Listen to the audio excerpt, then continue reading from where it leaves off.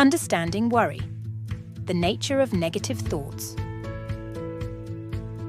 We have 60,000 to 70,000 thoughts per day. When we feel low, we have more unhelpful negative thoughts.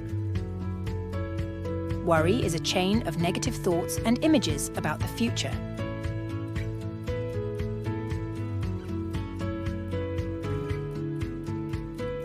Worry involves predictions of something bad or awful might happen. What if something bad might happen? We all worry. Worry is normal and can be beneficial. It's our survival skills inherited to address life problems and regulate uncertainty and anxious feelings. It can even motivate us to get things done earlier.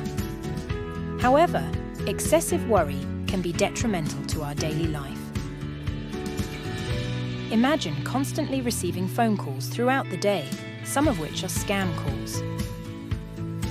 You would become exhausted trying to answer them all.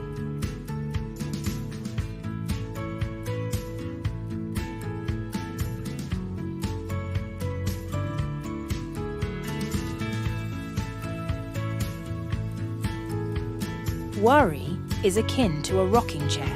It gives you something to do, but never gets you anywhere. It's also similar to an insurance policy that promises a solution, but cannot prevent bad things from happening. Sometimes we might mistakenly believe that worrying makes it less likely for something bad to happen.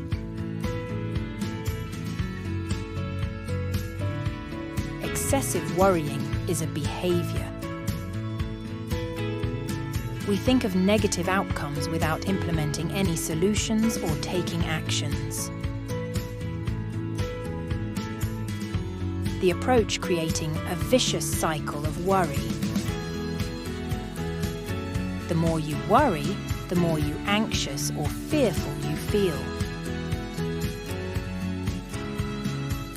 This leads to spending more time on worrying, eventually imagining and thinking about additional problems and difficulties in great detail.